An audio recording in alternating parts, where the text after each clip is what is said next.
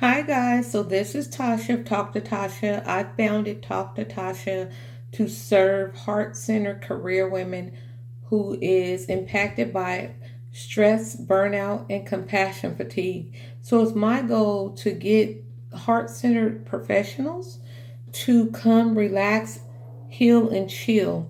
And what I mean by that is we get away to upscale retreats. We talk about things that of the heart that kind of concerns us because generally speaking, heart-centered professionals, we don't know how to open up because we are so used to serving as social workers, teachers, pastors, um, leaders in ministry, you name it, a full-time mom, a god mom, all the different duties you have, this heart-centered, service-driven work.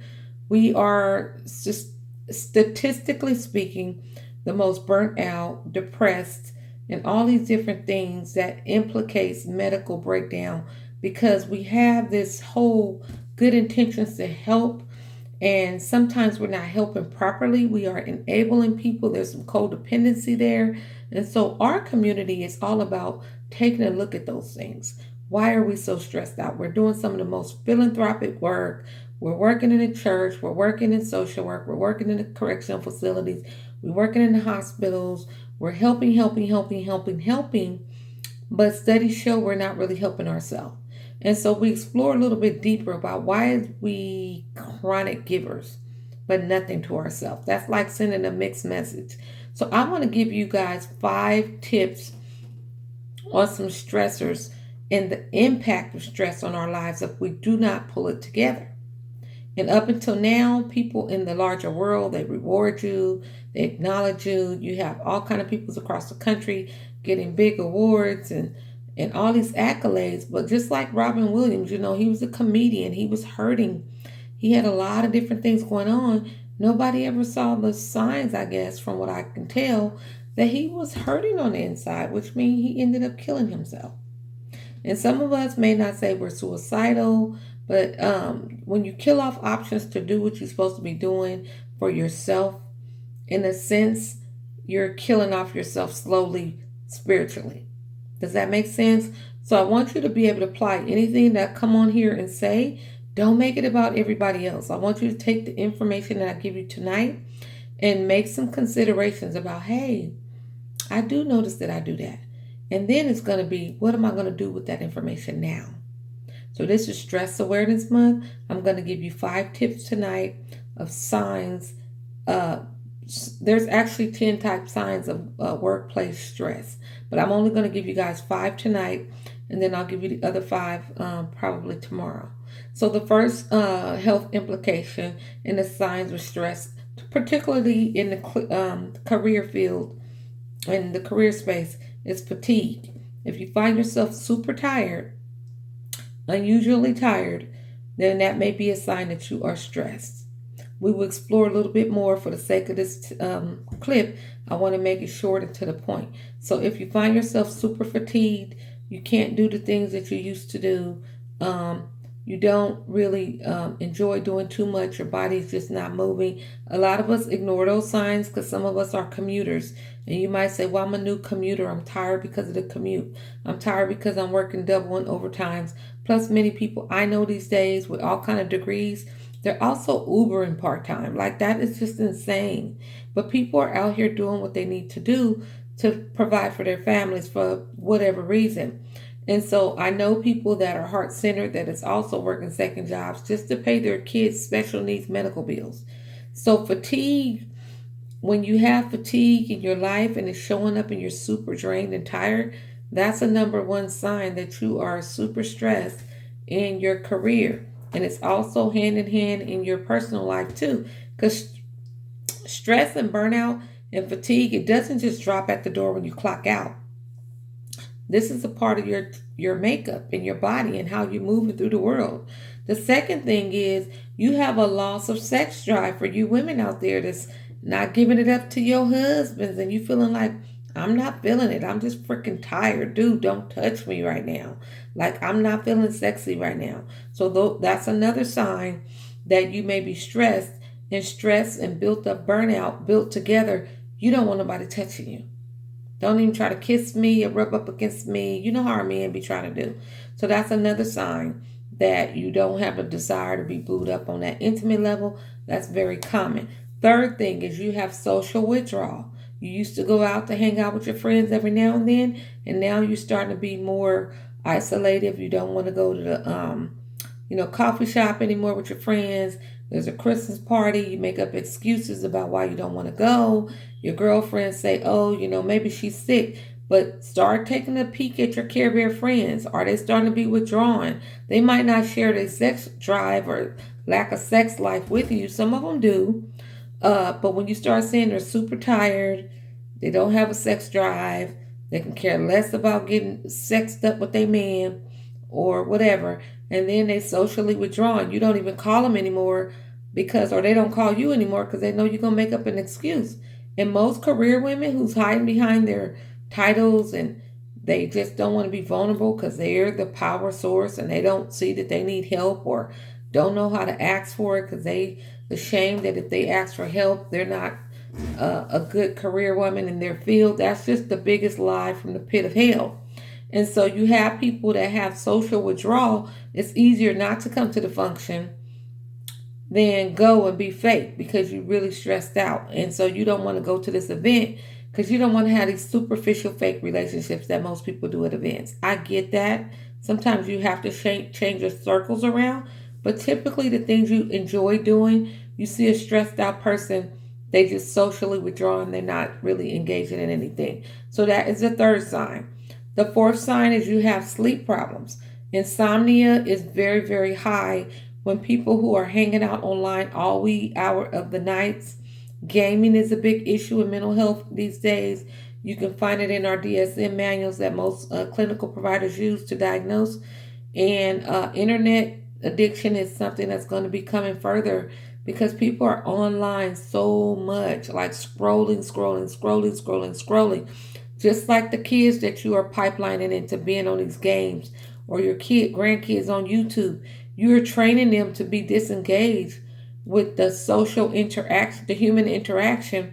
And you as an adult, you're having sleeping problems because once that tape runs, you are wired up and not getting the proper adequate amount of sleep. So you have got to come up with a way to disengage. I tell you guys all the time, I'm the online bestie, but my goal is to get people offline and start back living.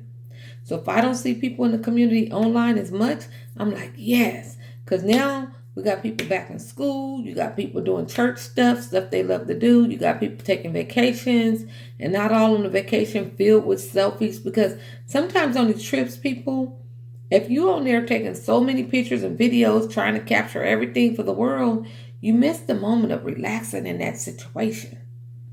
And so you mean well because you want the people you love to experience it with you. But for some point, you have to enjoy a vacation simply without all the bells and whistles. Just do you and show up. And so you can sleep well. You won't have these sleeping problems. A lot of people taking melatonin. You got a lot of people out here on this Red Bulls. And I know a lot of people that work doubles and triples plus Uber. They're taking energy pills by any means necessary just to get through all these double shifts and different jobs. That's the culture we're living in. So we got to work on that in our community. We are about self-care, self-love, self-care not being an illusion but a lifestyle. And we are about getting away and exploring some of the things that we're doing that's really killing us off slowly.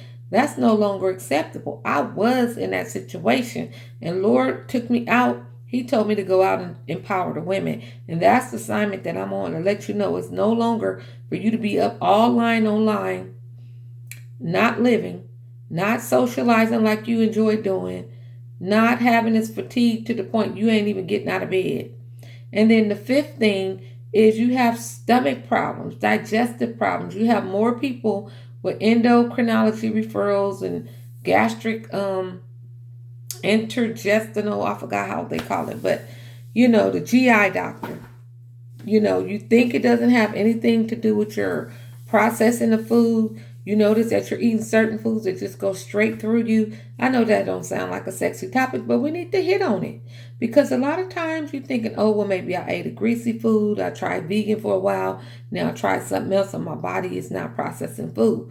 lack of sleep and not eating properly, getting the proper rest, you stress, and now your body is responding to it because they're very parts of your body, your intestines.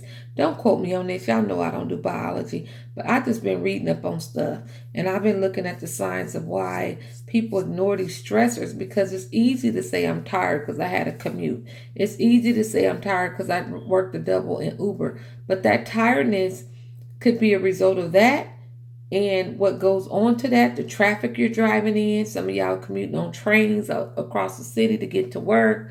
And God forbid you get way to work and then get a daycare call to say the kid got to get picked up. You got to do it all over again. So all of that busyness running around, that is a very, very big issue. So those are the five top things that we're going to hit on tonight. If you notice that you're super fatigued more than usual, you have a loss in your sex drive. For those of you who are out there sexing still, people think that 45 plus people don't have sex. It's so funny to see the young people like, oh my God. But you know, we've grown on here, so we talk about stuff. Okay, the bug is not invited. Sorry. Had to kill it. I'm a murderer. Sorry. So yeah, the social withdrawal. Let's take it from the top so I can close out. So fatigue, the lack of sexual drive with your partner. You have social withdrawal. No longer, nobody's calling you anymore because you just feel like she's just going to make an excuse and say no. That can be many, many things. Sleep problems. You're not sleeping properly. A lot of people I know is on newborn schedules. At one point in my life, I was going through a newborn schedule, especially when I was off because I work better at night. My husband worked nights and I tend to be up until he get up or get off. And then when he get off, we stay up an extra couple hours. And then I find myself like, oh my God, I got to get up at 4 to get on the commuter to go to work. And I don't really go to work too often lately, but it's still a drain on my body and it's a drain on your body. So get proper sleep. You need adequate sleep, more than 5 hours, hopefully. And then your stomach problems. Some of you guys, you waste and run to the bathroom for everything. And so those are the 5 signs. And I'm over my minutes. I don't want this to be a long texty thingy. I'm working on recording and uploading. But those are the 5 signs. And I want you to ask yourself, does any of those resonate with you? And then we're going to be talking about how are we going to show up different so our health can be better. Doesn't matter about the job promotion, all the different things, but our health has got to come first. These 5 signs they're not an end all be all, but these are some kind of perks for you to peek at. Tomorrow we'll talk about the other 5 because there's 10 totals that you can take a look at. What I want you to do now is get on my website, talk2tasha.com. There's a free stress test there. Just play around with the stress test. It's very short and see if you come up with a theme. I don't get the results to the test. The test is between you and computer land, but it will give you the outcome of your stress test and see what level of stress that you're at. From there, you can go ahead and click on chat with me. I'll get on the phone with you, chat about how I can further support you in a confidential setting so we can get you to a path of pulling off some of these worries and stressors you have. Does that sound like a deal? I think it's a deal. So I think it's not a deal if you keep ignoring some of the signs in your body because you're so busy, you just kind of minimize what's going on. I know about that because I did that personally and really didn't know that I was headed for a disaster, which meant I got my thyroid out, no energy. I kept minimizing it. It's still healing right now. So I am over here working on getting my energy restored. So I'm really, really on a campaign of educating women of the power of paying attention to your body, guys, because ignoring the signs can land you up in the hospital like I was. And thank God I had medical insurance because some people in the rooms with me didn't have it and they were getting kicked out the hospital when it wasn't even time for them to do that. So pretty much be grateful. And when you sit in gratitude, you can start reflecting about why your body's tripping out. Get on talk2tasha.com. Play around with the little stress test that we built in there. And I want you to see what the results are. And then from there, if you feel led to need further support, you can jump on the call with me, schedule something. I'll put the link in here for you to schedule with me simply so you can have a resource and somebody as your online bestie to kind of help you. Most of the things I won't be surprised by because I've been through a lot in my life. And so I know I'm called to kind of share a part of me to help you so you can be a little bit better. All right. So that's what social workers do.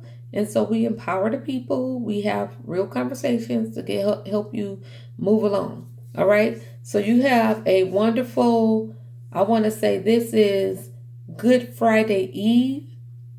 And so go ahead and start being good because he died on the cross one day when we were lost. I know there was a blood for me.